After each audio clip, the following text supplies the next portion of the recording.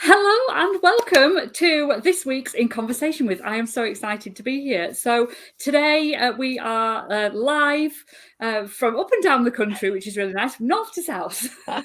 I'm going to be talking today with Nicole Pilcher from the Crafting Cauldron. Hello, Nicole. Hello, Anna. Thank you for having me. That's all right. So would you like to tell everybody a little bit about yourself while we're starting? Okay, so I'm Nicole. I run the Crafting Cauldron, which is a crafty stamping up page. I've been in direct sales now. Oh, do you know what? I think it's over 3 years now. I can't believe Wow. it. Yeah, Doesn't time fly? doesn't time fly when you're having fun? And I live in Nottingham. Moved up from Kent a few years ago. Live with my lovely husband, who puts up with my crafting extravaganza. Yes, it's a slight drug habit, I think. Oh yeah, well these things do get a bit of a habit, don't they? They become a bit of an addiction, especially when we love the product so much. And I think that's one reason why so many people get into it, don't they? Yes, absolutely. Yeah. And it releases my creative side. I don't think I'm an extremely creative person. I can't paint, I can't draw. However, give me card, give me paper, give me some rubber stamps and some ink and my tools, and I can get an idea in my head. It might not always come out the way it's up here, but there'll be something on the paper at the end of it that somebody will go, ooh. And I also love it this time of year when I'm paper making so much stuff.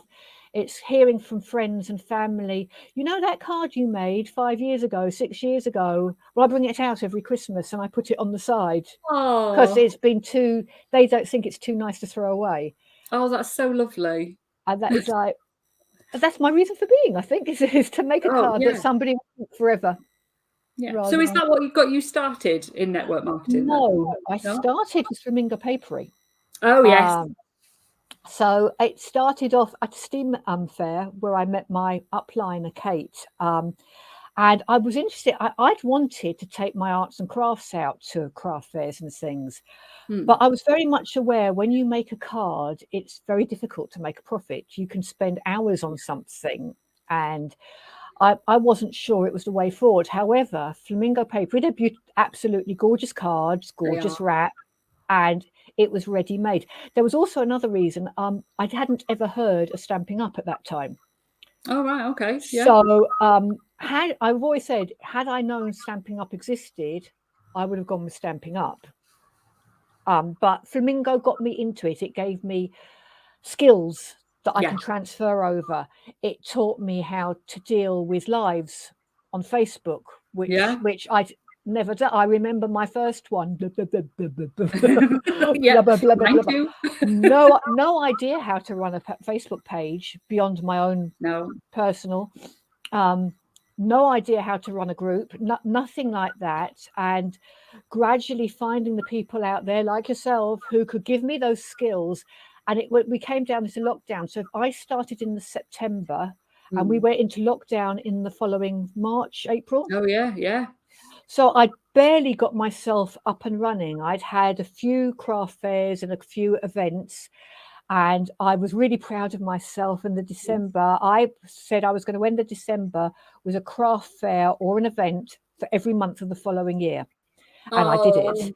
I did it. End of December, I had booked something for every month. Brilliant. And then it all went, and everything was cancelled. And it was like, now what? Yeah. I said I'd barely got to grips with going out with the cards, and now I was with, all I had was Facebook. Yeah, and if you've never used it before, not for this purpose. So no. it was a real learning curve. Door drops then became, and door drops are not my favorite thing. No, they're not particularly exciting if you are a people person. And I think if you go into an industry like this and you're going in for those fairs and events, that's your thing, isn't it? Yeah. So what's it like being back out there doing fairs and events again now when you go back out? So far, I mean, I did at the beginning of this year, because there's a lot been going on this year. It was, again, my plan at the beginning of at the end of last year was to really expand the crafting cauldron and start tying down flamingo. I had 2 more events that were hangovers from there, which I was going to keep. I always believe I've booked them. I am not going to let people down. Yeah. I'd had some flamingo events at the tail end of last year that had been not very good. Yeah. It had been wet. It was absolute paper and water don't go together. No. Even though I have this really good gazebo, it's really strong. Yeah. On a cold day, it's no fun.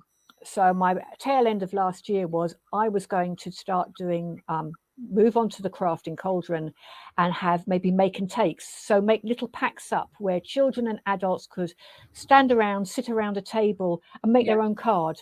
Yeah. For a few pounds and take it away with them. Love and it. having doing that.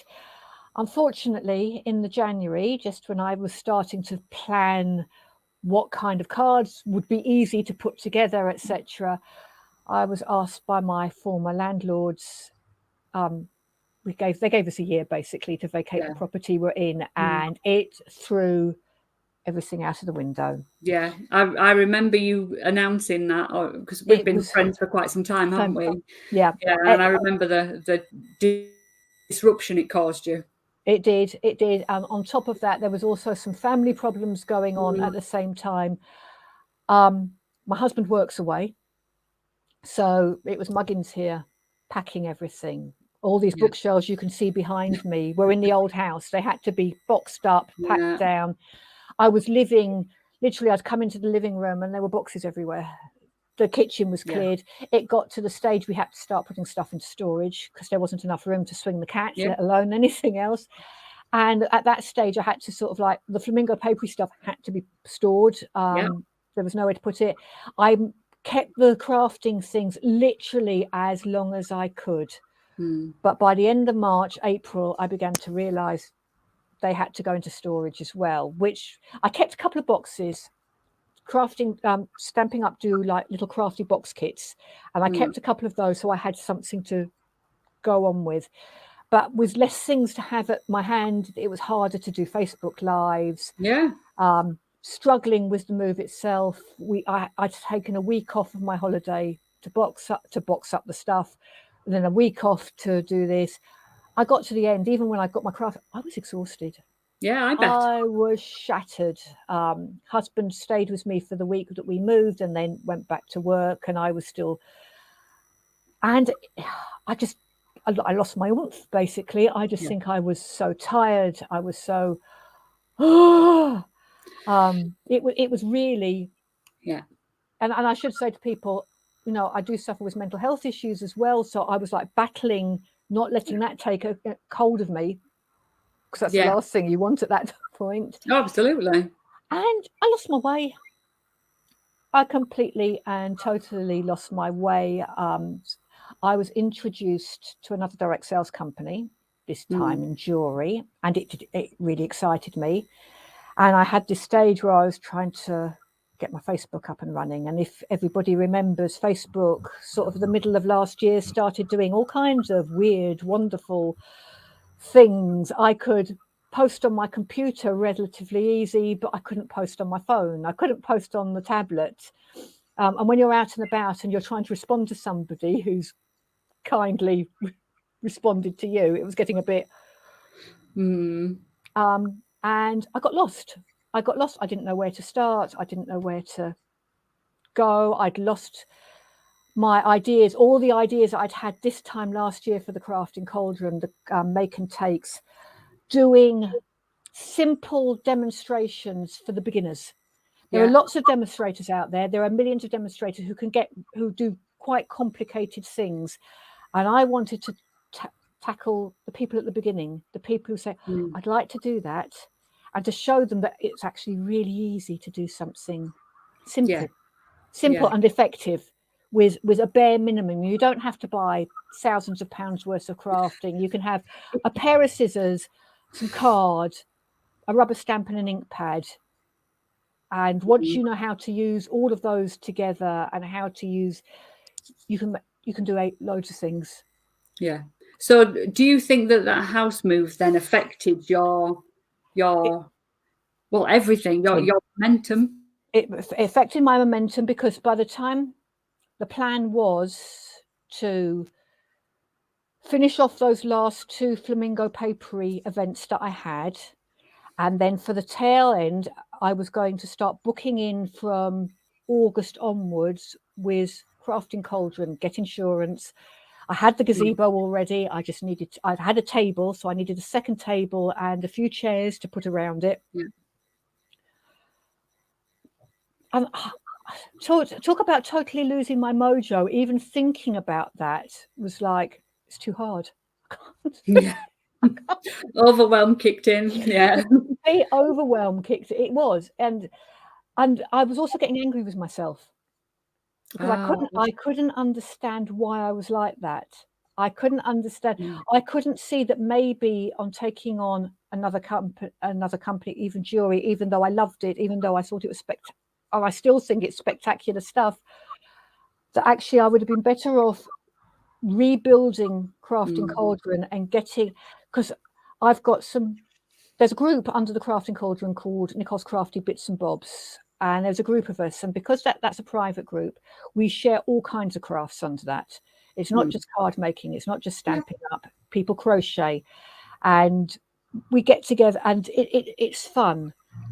And I think if I'd maybe gone back to really sort of like focused on that, I could have gradually got the Crafting Cauldron working again the way it used to, and then got everything out. But I was just startled, I was caught in the headlights. I'd come home. Oh, shiny, pretty jewelry. Let's go for that. Yeah, I was completely caught in the headlights. I was absolutely didn't know if I was going, or anything else. And I think people probably caught on that as well. I think potential customers have caught on the fact that, yes, I've got friends out there who love to support me, and they absolutely do, and they comment on my posts. And I think something else as well. I was getting very disheartened by the lack of comments, but because the way Facebook was working, I found out quite by accident. I'd gone on my computer instead of being on the tablet, went into the little bit where you can do all your business stuff, and there were loads of comments and things on past posts, which I'd never seen. And maybe if I'd seen those at the time, I wouldn't have got quite so disheartened. Yeah, maybe. I think when tech has problems, and we see the tech as a problem, or if we see engagement and reach as a problem, or if we come up against a block or anything, whether it's a something that's our fault or not, or whatever it might be, it does make us second doubt ourselves, doesn't it? It does. You sit there.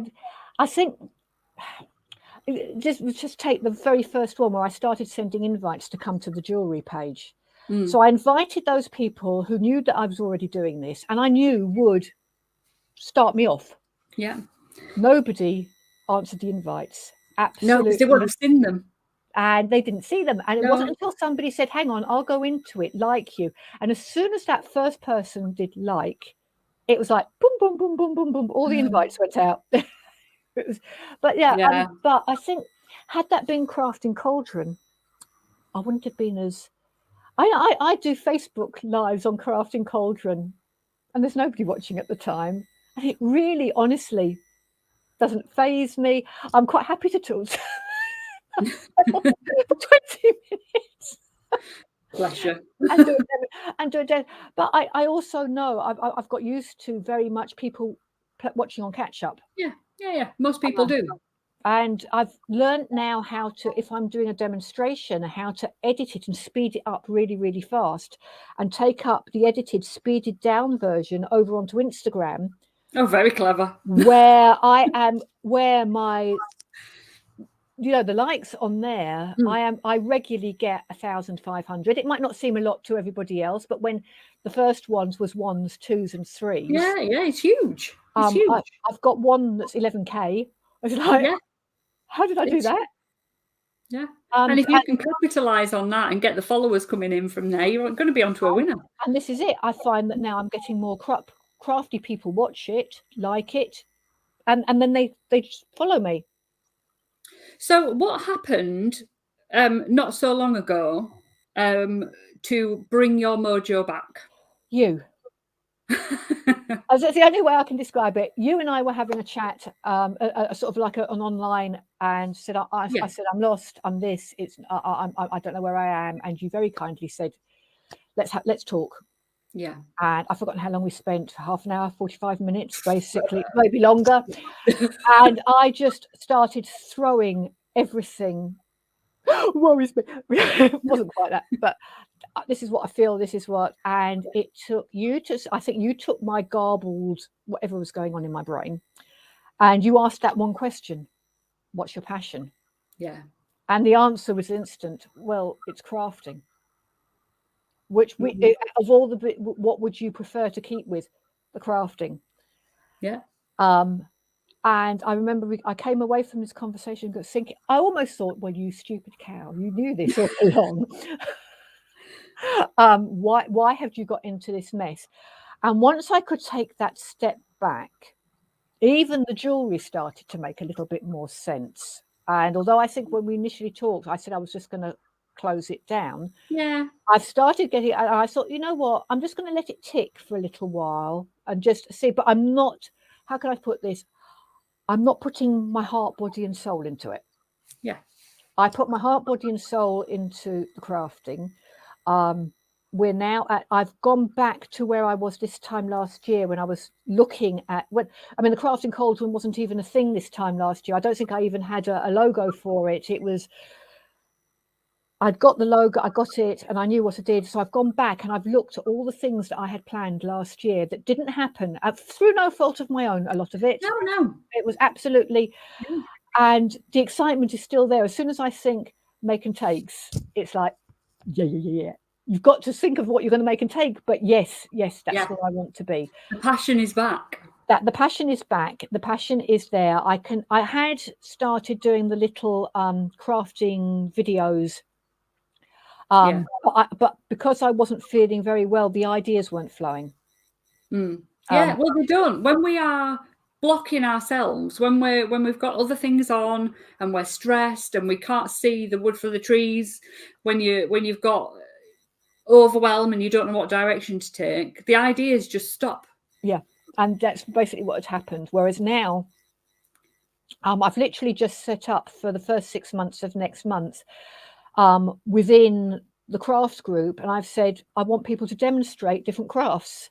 So for the first 6 months, about the 15th, somebody's going to demonstrate a different craft. Brilliant. I also do jewelry making and I do pyrography. So that's one. I've got somebody doing tea bag folding. We're hoping to have somebody do bobbin lace. Oh, very nice. Just to give an idea, because I think there's lots of people, you might not find the right craft for you straight away. There's somebody's going to make gonks, show us how to make gonks, sock gonks. Brilliant. And I've started for the first 6 months and then hopefully take that over into the rest of the year as well, if it all works. And I think it is going to work well. I think people are getting very excited for the idea.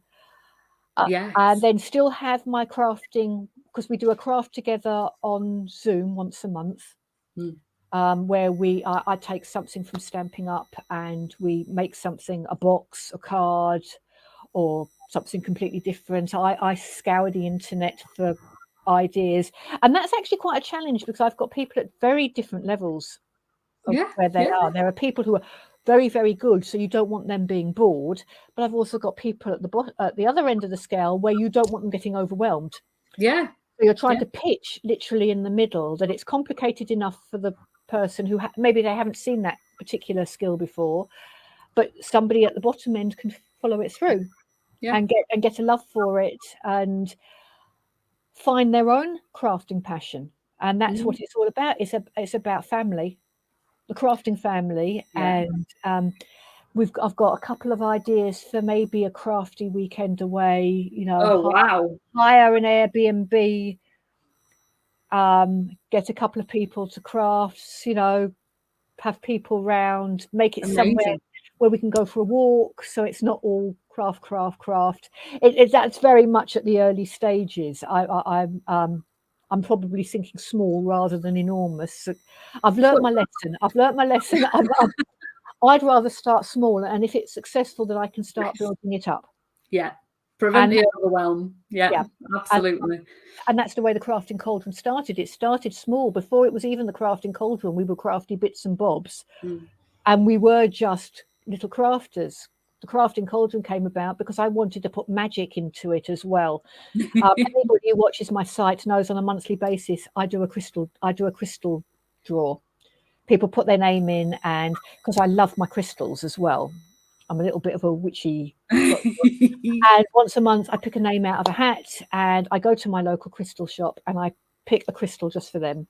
I see what the brain can get, and I throw that to them. And so yeah, it's all about family and fun and being a little bit different, I hope. Yeah, it sounds a little bit different, and I love that. I think in this industry, the network marketing, direct selling industry, we have to stand out from the crowd, and you're certainly doing that now. Now you've got you're back in your lane, definitely. Yeah, I've got a week off over Christmas. I have got so Christmas Day box. Actually, no, I will be crafting on Christmas Day because under the tree, husband has bought me some. Well, I had to order it, didn't I? And this is the thing. He said to me, "You can have some money and order some more stuff." So I've got some stuff under the tree. Boxing Day, the day after Boxing Day, we are popping down to see my daughter. But then I've got plans for every day afterwards. I want to plan the craft together cards. Get some. I need to know how to put them together because I need to be able to cut fairly quickly and make little packs up, and what's easy enough for a child to do, but maybe a bit more complicated for an adult to do. Yeah. Work. You're going to start planning your business throughout the Christmas period as well, won't you? Yes, I'm also going to get I want to at least get January's posts out. Although I have to admit, I can be quite good. You know, I can usually, I might sit while I'm watching television in the evening and plan the following day's post and have it ready to upload, because I get up quite early in the morning. One of the reasons I get up early, apart from the fact it takes me time to get ready for work, I like to be able to spend a few minutes just checking the site, popping a post up, responding to anybody who's responded, and just keeping a close eye on it. And that's so crafting's so lovely. I find it so. And I said with the jewelry, it's sort of, well, there was a bit of a mad thing. There was something in there that I really, really wanted. And husband again has very kindly bought it for me, and that is under the tree. So to end with then, Nicole, what is your top tip for anybody watching and listening out there in the network marketing industry? What advice can you give them? I think if you're just starting out in the network marketing industry, make sure you found the product that really gives you your oomph. And there's more, the passion. I didn't realize that Stampin' Up existed when I found Flamingo Papering. Had I done my homework, I think my idea of network marketing, I didn't even call it that. I mean, I'd had things with Ann Summers and Tupperware and maybe Avon. So the fact that there are so many things, there's cosmetics, there's jewelry, and all of them lovely. But it's funny, you know, I buy Tropics, and so people say, "Would you sell?" No, I love Tropic. I love to be a customer, but I haven't got the passion to sell it. No.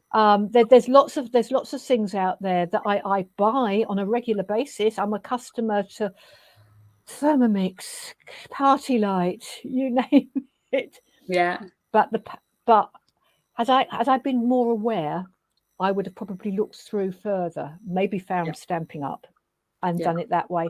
And I think that's what you've got. Really make sure you've got the right fit for you. Make sure that the way they're set up fits with your lifestyle. Yeah. Because all companies run a little bit differently. That's something I found. Some of them have targets. Flamingo Papery doesn't.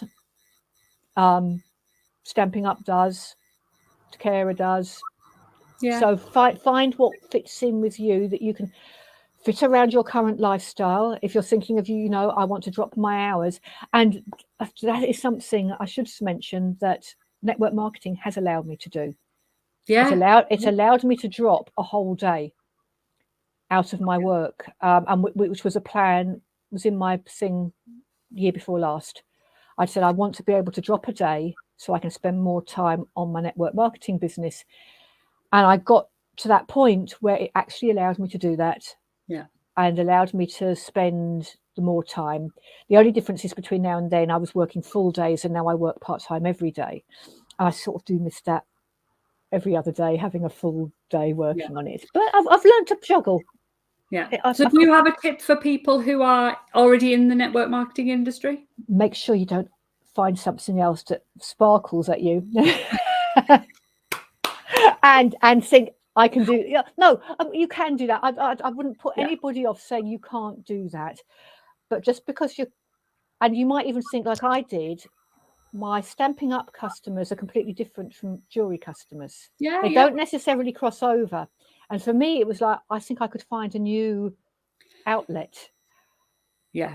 But as I said, think you possibly could have done had you not been in the wrong place. I think what I should have done was waited. I think I should have built up. I should have gone back to where I'd left off with Stampin' Up. Yes, I'm 6 months behind. Does it matter? No, I'm a year behind. Does it matter? Does it matter? I will build it. I will build it up again. Yes, and if I'd maybe just taken a deep breath, and said, let's get Stampin' Up back to where it was and beyond. Everything else will still be there in a year's time. Yeah. And then maybe sort of like do tasters with Peter, say, what do you think? What do you think? Done a bit of market research? Maybe, or maybe the time just wasn't right. The thing is, you'll never know. I won't know. I won't know. But I'm glad that I found my mojo. Absolutely. And so many people do 2 or 3 together, don't they? And it works perfectly successful. But I think you have to be at the right stage of your business. I think you have to be in the right frame of mind. Yes. And when you start with overwhelm, honestly, it's like a hamster running around in a wheel. Exactly. And when you're literally coming home from work, I'd gone to work in the morning thinking, well, when I get home, I'm going to do this. And I'd come home and I'd walk through the door and I'd go to bed instead, because the sort of doing this and this actually filled me with terror. Yeah. And it's an awful place to be in. It is. Literally thinking, well, maybe I should give up, which I didn't want to do. There was also this little voice going in my head, you stupid. No, you're not giving up because you like it too much. But I'm very glad we ended up having that conversation, me and you. That's all I can say. It completely changed my life. And it's really important, I think, if you're feeling like that, if you're feeling overwhelmed, or you're feeling that you're just in a mess, find somebody like Anna to chat to. Have a conversation. Have a conversation with somebody who isn't going to judge you, who might just start throwing a few questions at you that makes you go, oh yeah, stop and think. Yeah. And I think that's the power of a mentor, really, I think, and that so many people don't realise the value of, and it can make such a difference. Just that one little question, that one little conversation can just have such a powerful impact. Completely change your life. Yeah. Thank you so much, Nicole, for being my guest today. Thank you for having me. Hope you've all enjoyed it.